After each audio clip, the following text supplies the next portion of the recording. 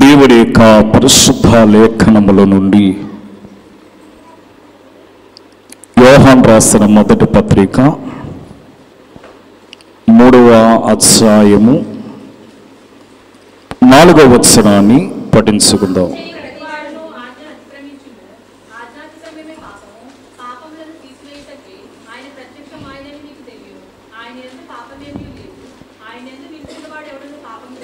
ప్రార్థన చేసుకుందాం. సకల యుగములయందు అక్షయుడును ఆద్యంతరహితుడవైన మా తండ్రి, ఈ పరిశుద్ధమైన కృపగల నామమున బట్టి వందనములు. చదవబడిన వాక్యమును మేము వివరించుకొనొచ్చు ఉండగా వాక్య గ్రంథములో మీరుండి మాతో మాట్లాడమని మా మంచి బోధకుడవైన క్రీస్తు ప్రభుని బట్టి బ్రతములాడుకొనొచ్చు ఉన్నాము తండ్రి. ఆమేన్. చెడుగేకువగుచున్నది భూలోకమున, చెడుగేకువగు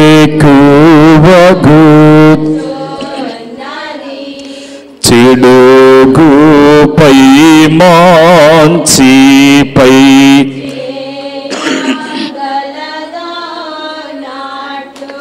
విడువాక ప్రార్థించుడి, నీ ప్రార్థన కడ పోనీయుడి, మీ ప్రార్థన కడ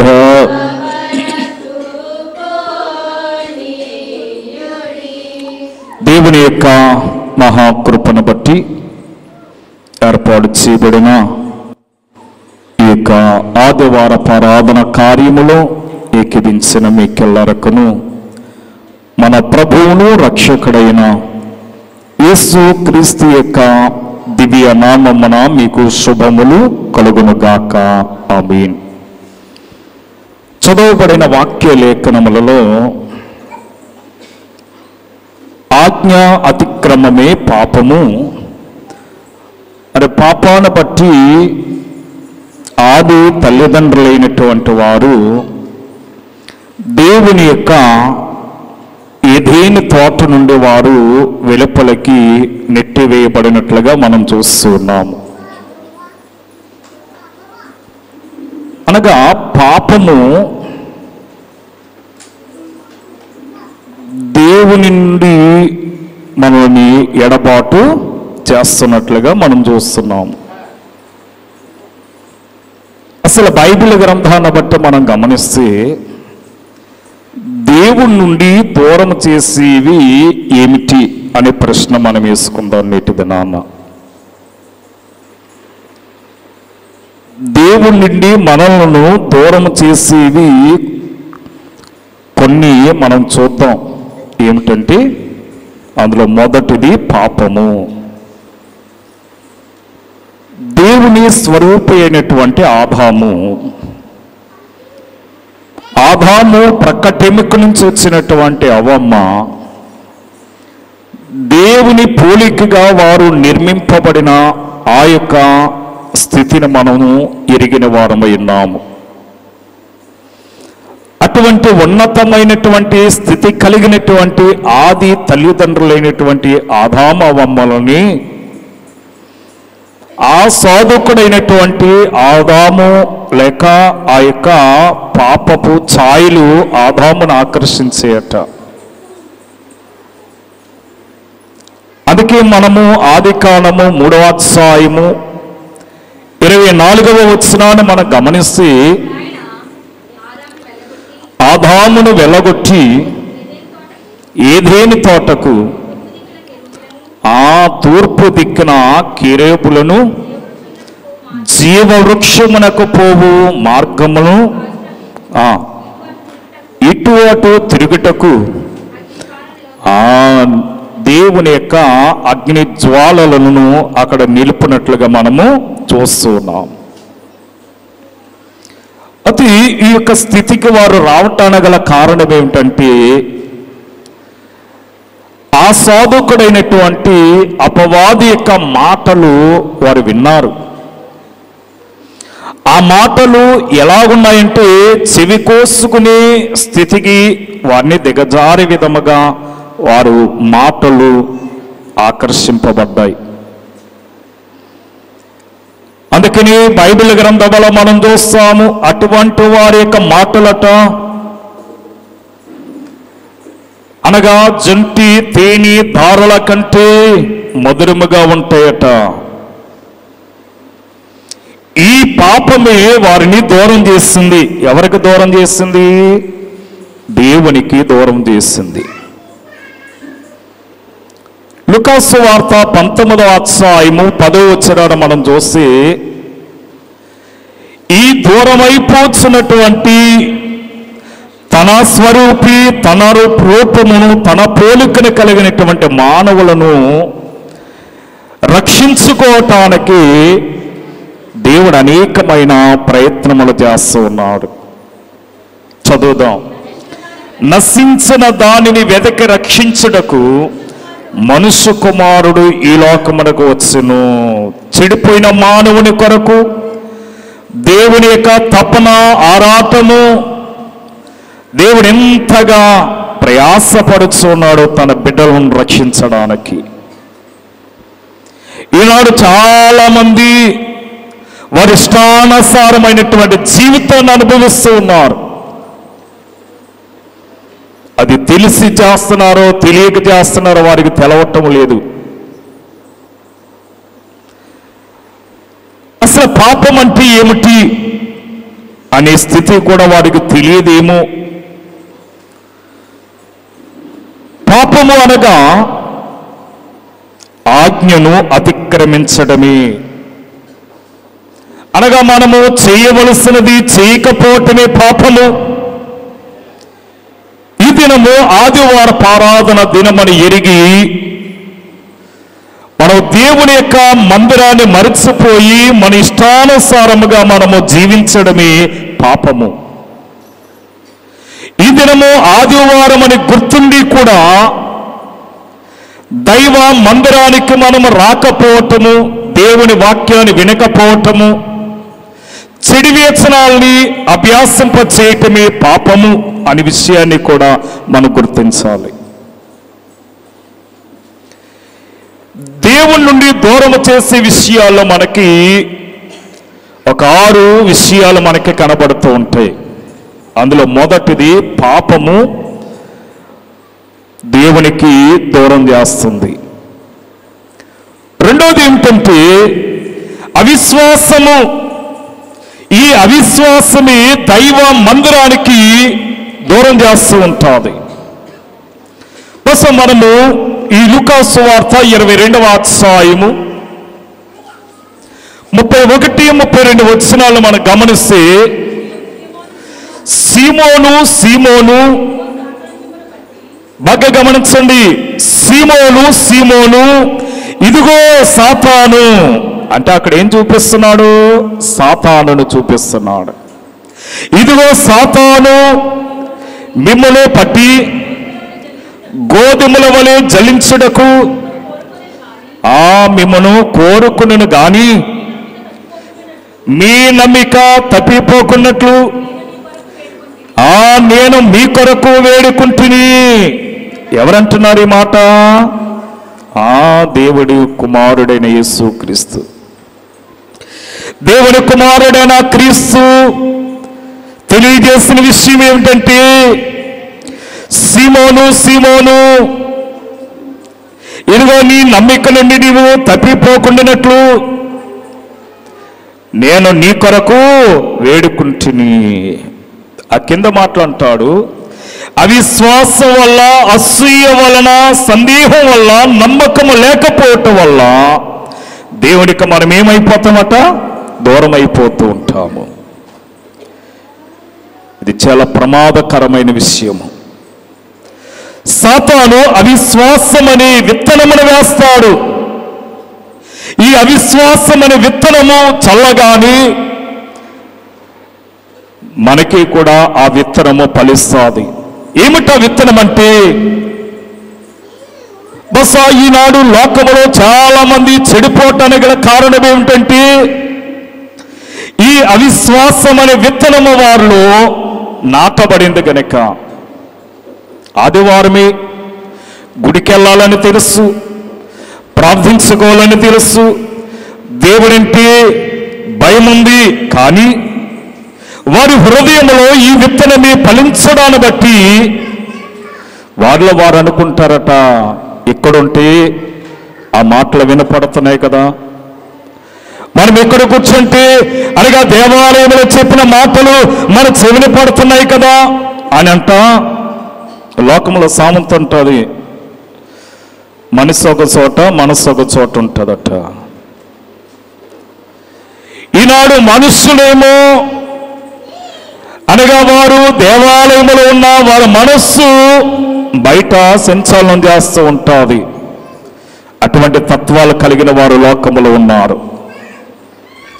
మరికొందరు మనం గమనించినట్లయితే ఈ అవిశ్వాసము ఏం చేస్తుందంటే ఎవరిలో ఒకరిలో ప్రవేశిస్తుంది ఈ సాతాను. వాడు అంటాడు, ఏం పర్వాలేదులే, గుడికి వెళ్తే ఏముంది, ఇక్కడ కూర్చుంటే చాలదా అని వాడిని ఏం చేస్తుంది, గుడికి దూరంగా కూర్చోబెడుతూ ఉంటుంది. ఇక వాడికి అదే అలవాటు అయిపోయి ఆదివారము ప్రార్థనకు రావాలి అని తలంపు వాళ్ళలోనికి రాదు. వస్తుందంటారా? రాదు. ఇక్కడ మనం గమనించినట్లయితే దేవుడు సీమోనుతో చెప్పుకొచ్చిన మాట, ఇదిగో సాతానే మిమ్మల్ని జల్లులో వేసి ఏం చేస్తాడట, జల్లిస్తాడట. మరి సాతానేక జల్లుల్లో పడాలనుకుంటే దేవాలయానికి దూరంగా ఉండొచ్చు, ఏం పర్వాలేదు. మిమ్మల్ని ఎవరో బలవంతంగా తీసుకొచ్చి కూర్చోబెట్టరు. ప్రభువైన యేసు అంటాడు, నా తండ్రి చేత ఏర్పాటు చేయబడిన వారులారా నా యొద్దకు రండి అంటున్నాడు. అంతే తప్ప ఆయన ఎప్పుడూ బలవంతంగా ఎవరిని తీసుకొచ్చి ఆయన కూర్చోబెట్టలేదు. బహుశా నీ యవనాన్ని బట్టి నీ విర్రవేగొచ్చు, లేక నీకున్నటువంటి ధనఘనతలను బట్టి నీవు విర్రవీగుతున్నావేమో. ఏదో ఒక దినాన నీ విర్రవీగుతనాన్ని దేవుడు ఉంచి వేస్తాడు. ఏదో ఒక దినాన నీ పొగరబోతుతనాన్ని, నీ ధనాన్ని, నీ ఘనతలను దేవుడే ఉంచి వేస్తే ఎందుకు పనికరాని విధముగా నీవు తయారవుతావు. జాగ్రత్త. వాక్యం అంటుంది, మొదటి పేతురు రాసిన పత్రిక 5వ అధ్యాయము 5వ వచనాన్ని మనం గమనిస్తే అక్కడ అంటున్నాడు, పిల్లలారా, ఆ చిన్నలారా లేక పిల్లలైనటువంటి వారులారా, మీరు పెద్దవారికి లోబడి దీన మనస్సునే వస్త్రమును ధరించుకుని ఆ దేవుడు అటువంటి స్వభావం కలిగినటువంటి అపవాదిక క్రియలు కలిగినటువంటి మనుషులను ఎదిరించి ఎవరికట, దీనులకు కృప అనుగ్రహించేవాడై ఉన్నాడు. అందుకనే మనం ఏం చేయాలంటే, ఈ సాతాను అవిశ్వాసం అనే విత్తనాన్ని వేస్తున్నాడు గనక ఆ విత్తనము మనలో ఫలించకుండా ఉండాలంటే మన దేవునికి సమీపస్థలమై ఉండాలి. దేవుని యొక్క మందిరములో మనము నాటబడిన వారమై ఉండాలి. సాతాను విత్తనం వేసింది, కానీ ఆ విత్తనము ఫలించాలంటే దానికి ఏం కావాలి, నీరు కావాలి. ఈ సాతాను వేసినటువంటి ఈ నీరు అనగా విత్తనానికి నీరు అందితే ఆ విత్తనం నీలో ఫలిస్తుంది. కానీ నీరు లేకపోతే ఆ విత్తనం ఏమైపోద్ది, ఎండిపోతుంది. ఆ విత్తనం ఎండిపోవాలంటే నువ్వు దేవుని యొక్క వాక్యాన్ని నువ్వు పఠించాలి. అందుకే మనము అవిశ్వాసమునకు దూరముగా ఉండాలి.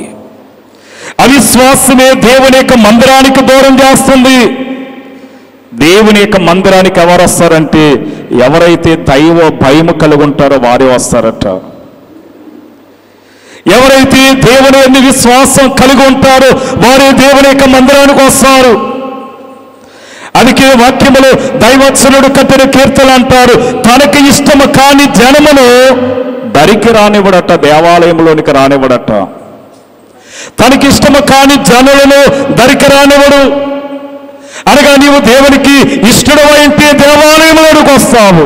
అందుకే అంటాడు, నా తండ్రి చేత ఏర్పాటు చేయబడిన వాడా, నువ్వు బయట నిలవనేలా లోపలికి రమ్ము. నువ్వు బయట ఉండవలసిన అవసరత నీకేమొచ్చింది, దేవాలయంలోనికి రా అంటున్నాడు దేవుడు. ఈ ఆదికాండమైక చరిత్రను మనం చూస్తున్నాం. 3వ అధ్యాయము. ఈ 3వ అధ్యాయం ప్రారంభ వచనాన్ని మనం గమనిస్తే, దేవుడైన యెహోవా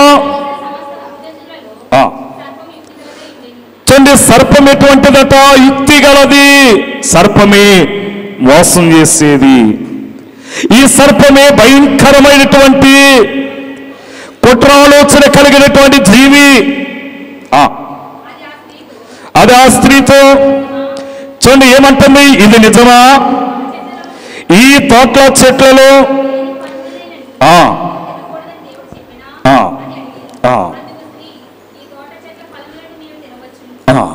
అయితే తోట మధ్యనున్న ఆ చెట్టు ఫలమును తినకూడదు అని దేవుడు సెలవిచ్చాడంటుంది. అనగా ఈ సాతాను ఇటువంటిదంటే యుక్తి గలది అనే మాటను మనం చూస్తున్నాము.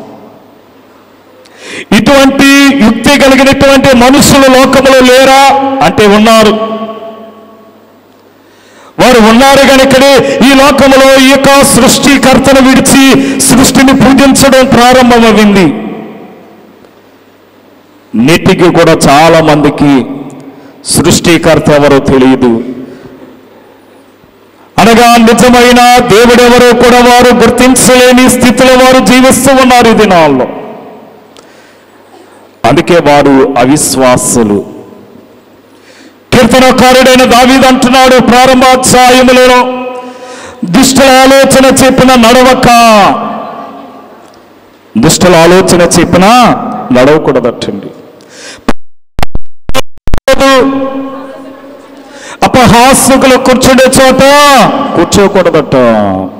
చూడండి, ఇక్కడ మనం గమనించినట్లయితే ఈనాడు మన బిడ్డలు ఎవరితో సహవాసం చేస్తున్నారు, ఎవరితో తిరుగుతున్నారు, ఏ స్థలాల్లో ఉన్నారో గమనించవలసినటువంటి బాధ్యత తల్లిదండ్రుల మీద ఉందట. బస్ అటువంటి బాధ్యతను మనము భరించడం లేదు గనుకని మనము దుఃఖపడవలసిన వారమై ఉన్నాము. 3వ విషయాన్ని మనం గమనిస్తే సమయము లేకుండా చేస్తుంది. సమయము లేకుండా చేస్తుంది ఎవరు? సాతాను. ప్రార్థనకు రావటానికి సమయం ఉండదు. ముసలమ్మ ముచ్చట్లు చెప్పుకోవటానికి కావలసినంత సమయం ఉంటుంది. అలాగనే చెడు విషయములలో సహవాసం చేయటానికి గంటల తరబడి మనము సమయాన్ని వ్యక్తిస్తాము. కానీ దేవుని విషయములలో 1 గంట మనము దేవునికి ఇవ్వలేము. చూడండి, ఎఫెసీయులకు రాసిన పత్రికలో అపొస్తలుడైనటువంటి పౌలు మాట్లాడుతూ 5వ అధ్యాయము 15వ వచనములో అక్కడ అంటున్నాడు, దినములు చెడ్డవి గనుక మీరు సమయమును పోనీయక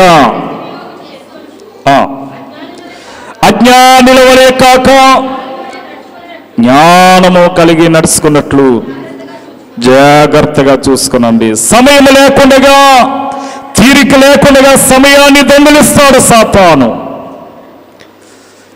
ఈ బిజీ ప్రపంచములో బిజీగా ఉంచుతాడు మనల్ని.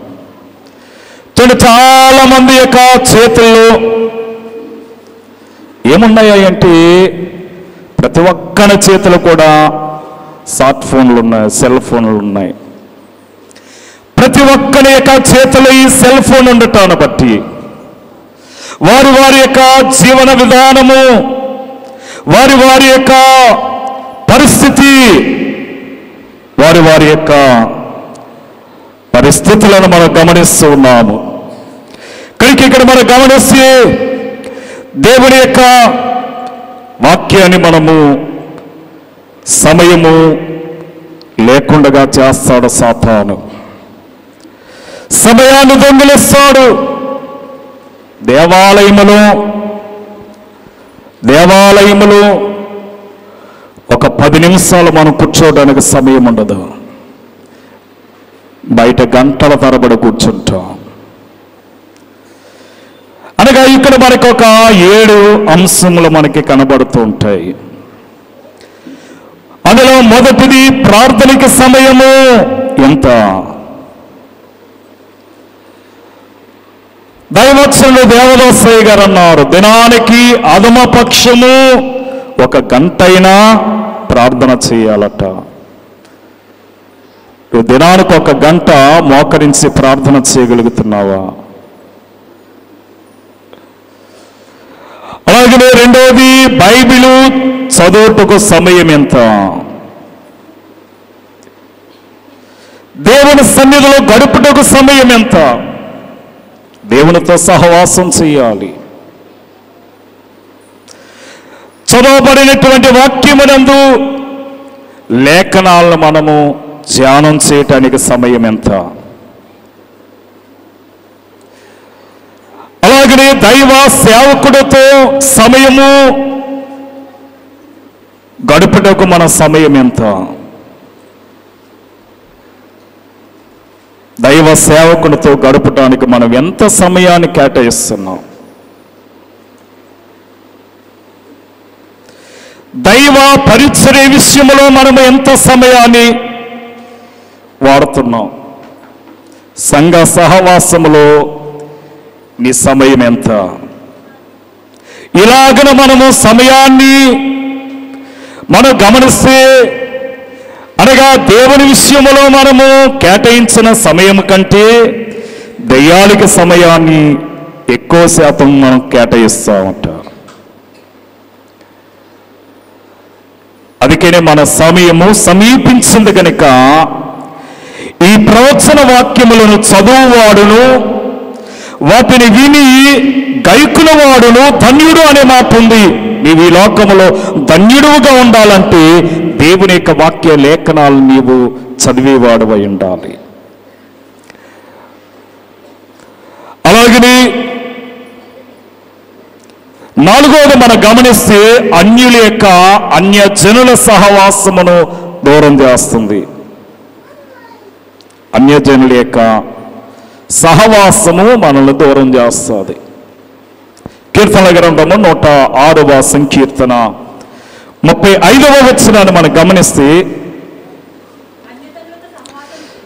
బాగా గమనించండి. అన్యజనులతో సహవాసము చేసి అమ్మా వారి క్రియలను నేర్చుకునేరి. చూడండి, అన్యులతో సహవాసం చేయటం. ఈవేళ నీవు సెల్ ఫోన్తో సహవాసం చేస్తున్నావేమో. ఈ సెల్ ఫోన్తో సహవాసం చేయటాన్ని బట్టి ఆ సెల్ ఫోను నిన్ను ఆకర్షించుకుంటుంది.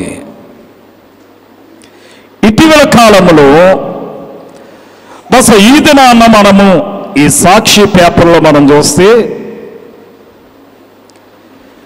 అందులో విశ్రాంతి కొరకు, సుఖనిద్ర కొరకు ఒక కల్జోడ్ని కనిపెట్టారు.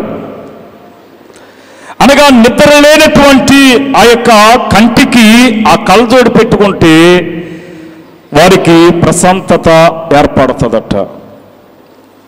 ఎందుకు ఆ కళ్ళజోడు ఎంతంటే 15,000 రూపాయలటండి.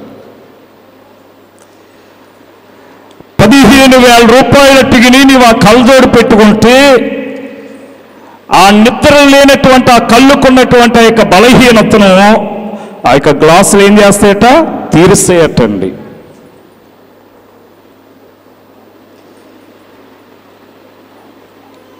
ఇక్కడ మనం గమనించినట్లయితే అన్యజనుల యొక్క సహవాసం వల్ల దేవునికి దూరం అయిపోయే ప్రమాదం ఉంది అంటుంది.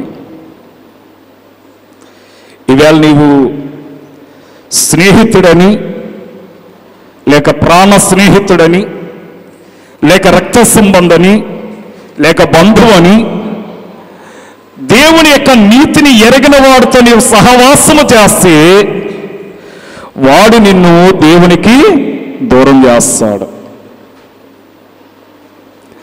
వాని ద్వారా నీ యొక్క అనుభవము, నీ స్థితి అంతకంతకి దేవునికి దూరం అయిపోయే పరిస్థితి ఏర్పడుతుందట.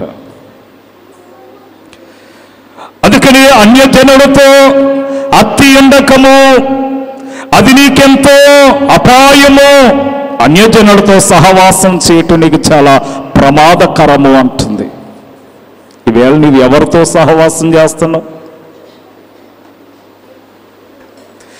అలాగే ఐదవదిగా మనం గమనిస్తే సోమరతనమే దూరం చేస్తుందట.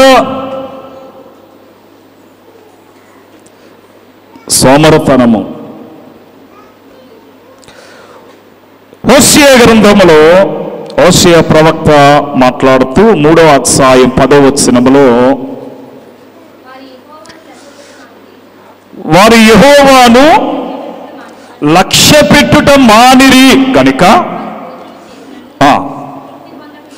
వారు తిన్నా సరే వారికి కడుపు నిండటం లేదటండి.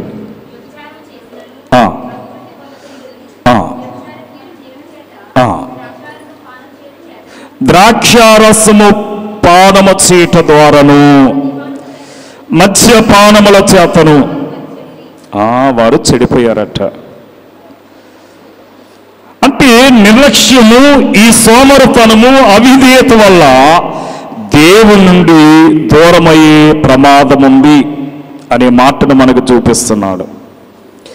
బైబిల్ గ్రంథంలో చక్కని మాట, సోమరి సీమల యొద్దకెళ్ళి బుద్ధి తెచ్చుకోమంటుంది.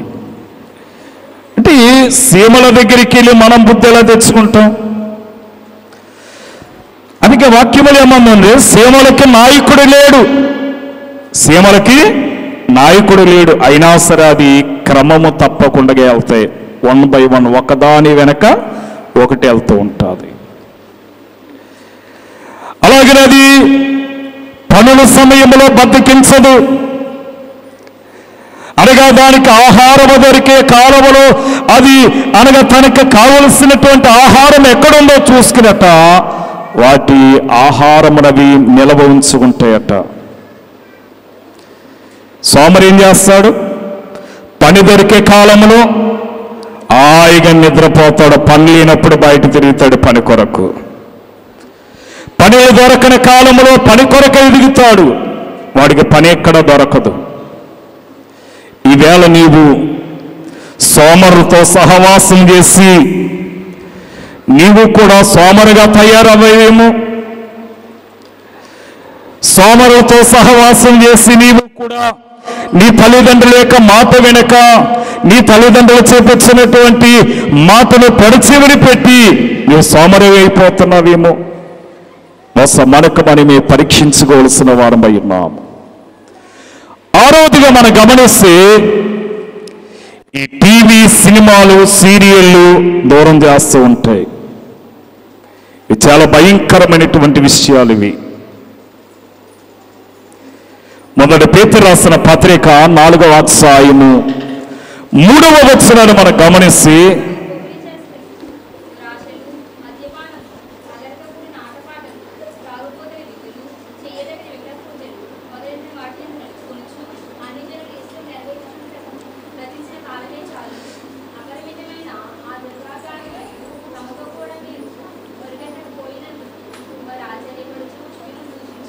చాలండి.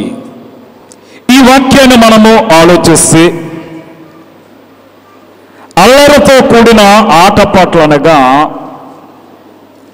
ఈ సినిమాల్లో అల్లరి పాటలు, సినిమాలు ఉన్నటువంటి ఆ యొక్క పరిస్థితి.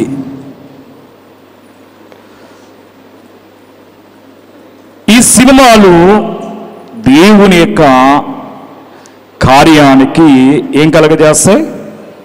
భంగము కలగజేస్తూ ఉంటాయి.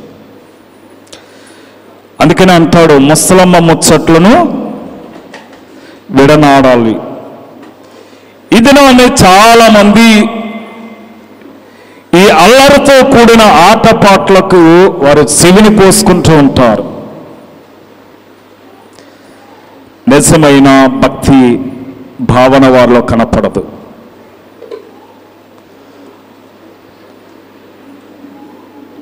నేటి దినాల్లో మనం చూసి దేవుని యొక్క పిల్లలో కూడా, అంటే దేవుని ఎరిగినటువంటి వారు కూడా ఏదైనా సమయం దొరికితే ఈ టీవీలు వారిని బాగుగా ఆకర్షించే గనక ఈ టీవీ సీరియల్కి వారు అతిక్కిపోతూ ఉన్నారట. ఈ టీవీల వల్ల వారు ఆత్మీయ స్థితిని కోల్పోతూ ఉన్నారు నేటి దినాల్లో. ఇవేళ మనస్థితి ఎలాగుంది? ఈవేళ మనం ఏ విధముగా జీవిస్తున్నాము? చాలా మందిని మనం చూస్తున్నాం, మద్యపానము, ఈ చుట్ల కాల్చేవారు, బీడీలు కాల్చేవారు, సిగరెట్లు కాల్చేవారు, గుట్టకా సేవించేవారు, వీళ్ళందరినీ మనం చూస్తుంటే ఇవన్నీ కూడా వారి యొక్క శరీర అవయవాల్ని నాశనం చేస్తున్నాయి. అంతేగాని అవి నాశనమైనా పర్వాలేదు, కానీ దేవుని యొక్క మాట మాకు అవసరం లేదన్నట్టుగా వారు జీవిస్తున్నారు నేటి దినాల్లో. చాలామంది అనగా ఈనాడు ప్రపంచ సర్వే ప్రకారం మనం చూస్తుంటే అందరూ కూడా టీనేజ్లో ఉన్న బిడ్డలేనట్ట. యవన వయస్సు బిడ్డలు చాలా మంది యొక్క మద్యానికి బానిసలైపోయారు. చాలా మంది బిడ్డలు ఈ చెడు వ్యసనాలకు బానిసలైపోయారు. అందుకని వాటి నుండి మనల్ని సంరక్షించడానికి దేవుడు తన కుమారుడైన యేసు క్రీస్తుని పంపించాడు. అందుకే యేసు క్రీస్తు ఆయన మనల్ని రక్షించడానికి ఈ లోకానికి వచ్చాడని మనం చదువుకుంటున్నాం. పాపులను రక్షించడానికి దేవుని కుమారుడు ఈ లోకానికి వచ్చాడట. ఈ పాపము ద్వారానే పేదరికం వస్తుంది, ఈ పాపము ద్వారానే వ్యాధి సంభవిస్తుంది, ఈ పాపం ద్వారానే తినటానికి తిండి లేని పరిస్థితి ఏర్పడుతుంది. అందుకని పాపము మన మధ్య ఉందని మనం గుర్తించేటప్పుడు ఆ పాపానికి దూరముగా ఎవరైతే పారిపోతూ ఉంటారో, చూడండి బైబిల్ గ్రంథంలో మనం చూస్తున్నాం, యోసేపు పాపమునకు దూరముగా పారిపోయాడు. యోసేపు ఆ పాపములో పడినట్లయితే యోసేపు ఐగుప్తు దేశానికి రాజు అవ్వలేడు. యోసేపు రాజు అవ్వలేడు. యోసేపు యొక్క కళ నెరవేరదు. యోసేపు బాల్యములోనే కలలు కనేవాడు, దేవుని యొక్క దర్శనములను చూసేవాడు. ఆ దర్శనాలు చూసేటప్పుడు చెప్పాడు అన్నలతో, అన్నలారా మీ పనులన్నీ నా పనికి సాగిలపడి నమస్కారం చేస్తున్నాయి. ఎప్పుడు నమస్కారం చేస్తారు? ఇది ఎప్పుడో చెప్పి కొన్ని సంవత్సరాలు గతించింది. చిన్నప్పుడు చెప్పాడు ఆ మాట, కొన్ని సంవత్సరాలు గతించింది. దేవుడు చూపించేది ప్రతిది అక్షరాల నెరవేర్పులోనికి వస్తారు. తర్వాత దేవుడు యోసేపును ఐగుప్తు దేశానికి పంపించాడు. యోసేపు ఐగుప్తు దేశంలో అనగా బానిసగా చెరసాల్లోని కూడా ఒక నేరస్తుడిగా ఖైదీగా ఉన్నాడు ఆ దేశంలో. అటువంటి ఖైదీగా ఉన్న యోసేపుని తగిన సమయం వచ్చేటప్పుడు దేవుడు ఆ దేశానికి రాజు తర్వాత రాజుగా అతని దేవుడు అభిషేకించాడు. ఇప్పుడు ఇప్పుడు కానాను దేశంలో కరువు వచ్చింది. అందుకే తన అన్నలైన వారు, తన రక్త సంబంధాలు అన్నవారు అందరూ కూడా ధాన్యాదులు కొనుక్కోవటానికి ఐగుప్తు దేశానికి వచ్చి, అనగా యోసేపు సింహాసనం మీద కూర్చుంటే వాళ్ళందరూ వచ్చి సాష్టాంగ నమస్కారం చేసి, రాజా ఇదిగో మేము కానాను దేశం నుంచి వచ్చాము, మేమందరము ఒక తండ్రికి పుట్టిన బిడ్డలమే, మా యందు కృప చూపి మాకు ధాన్యాన్ని అమ్మటానికి అనుమతి ఇవ్వండి అని వాళ్ళందరూ సాష్టాంగ నమస్కారం చేస్తారు. ఎవరి దగ్గరికి వచ్చి? యోసేపు దగ్గరికి వచ్చి. అతడు తన తమ్ముడైన యోసేపు అని వారికి తెలుసా? తెలియదు. చిన్నప్పుడు ఎప్పుడో చెప్పాడు, మీ పనులన్నీ వచ్చి నా పనకు నమస్కారం చేస్తున్నాయని. అనగా మనం దేవునితో సహవాసం చేయాలి. చాలామంది దేవుని విడిచిపెట్టారు, దెయ్యాలతో సహవాసం చేస్తున్నారు. ఎందరో ప్రఖ్యాతి గాయించినటువంటి దేశాన్ని ఏలినటువంటి గనులైన వారి దేవుని కొరకు వారు పాకులాడుతూ ఉంటే, దేవుని శక్తిని కొంత ఎరిగినటువంటి మనము దేవునికి దూరం అయిపోతుంటే దేవుడు చూస్తూ ఊరుకుంటాడా? ఊరుకోడు. ఇదిగో సాతాను మిమ్మల్ని ఏం చేస్తుందట? జల్లులేసి జలించినట్టు. చూడండి, ఎలక పిల్లికి దొరికిందనుకోండి, ఏం చేస్తుంది? ఏమైనా సైలెంట్గా తింటారా? తిందు. గిజ ఆ పక్క ఈ పక్క దాన్ని కొడతాది, అది చచ్చే వరకు విడిచిపెట్టదు. అలాగే అది చచ్చిన తర్వాత దాని మాంసమును తింటది. అలాగే సాతాను కూడా అటువంటి వాడే. బస్సు నీవు సాతాను యొక్క ఉచ్చులో నువ్వు పడకుండా ఉండాలంటే దేవుని యొక్క మందిరానికి నీవు రావటం నేర్చుకోవాలి. దేవుని యొక్క మందిరములోని కోసం ఏం కలుగుతుందండి అంటారు. అక్కడ అంటాడు, యెహోవా మందిర ఆవరణమును చూడవలన నా ప్రాణమెంతో ఆశపడుచున్నది అంటున్నాడు. మరి ఒక చోట అంటాడు, యెహోవా మందిరములో ఒక దినము గడుపుట 1000 దినముల కంటే శ్రేష్టకరమట. ఒక గంట నువ్వు గడిపి 1000 గంటల కంటే శ్రేష్టకరము. ఈ సమయాన్ని దొంగిలించడానికి సాతాను అనేకమైన వ్యక్తులు ప్రవేశించి, ఏం పర్వాలేదులే, కూర్చొని నేను ఉన్నాను కదా అంటాడట. ఇలాగన క్రమేపీ దేవునికి దూరం చేస్తూ ఉంటాడు. తర్వాత నువ్వు దేవునికి దూరం అయిపోతావు. కానీ దేవుడు చెడిపోతాడా? నువ్వు దూరం అయిపోవటాన్ని బట్టి దేవుడు ఏమైనా చెడిపోతాడా? ఏమి చెడిపోవడం. దూరం అవి మనం చెడిపోతామేమో, కానీ దేవుడు ఎప్పుడు చెడిపోయేవాడు కాడు. కనుక మనము ఈ పాపమునకు దూరముగా ఉండి దేవుని యొక్క పరిశుద్ధతను మనము మన హృదయంలోనికి ప్రవేశించి, ఎందుకంటే వాక్యములో దైవవచనంలో కూడా అంటారు, అనగా భక్తులైన వారు తెలియజేస్తారు, ఆత్మ లేనివాడు నా వాడు కాడు. కనుక మన దేవుని యొక్క ఆత్మను మన హృదయంలో పదులం చేసుకుని, దేవుని యొక్క ఆత్మ ద్వారా మనం నడిపింపబడి ఈ రాబోతున్న భయంకరమైన దినాల నుండి తప్పించుకునే ధన్యత ప్రభు మనకు అనుగ్రహించును గాక. ఆమేన్. కృపానిధివైన మా తండ్రి, నీకు అనేక వందనములు. నాయనా, వివరించుకున్న వాక్యమును బిడ్డలు తమ హృదయములో పదులము చేసుకుని, నాయనా, పాపపు ఛాయలకు దూరముగా ఉండటానికి, చెడు వ్యసనములకు దూరముగా ఉండటానికి మీ మందిరానికి సమీపస్తులుగా వారిని చేయమని, ప్రభా, మందిరములో ఉన్న శాంతి సమాధానములను బిడ్డలకు అనుగ్రహించమని మా మంచి బాధకుడు అని క్రీస్తు ప్రభుని బట్టి బ్రతములాడుకొనుచు ఉన్నాము తండ్రి. ఆమేన్. మరణాత.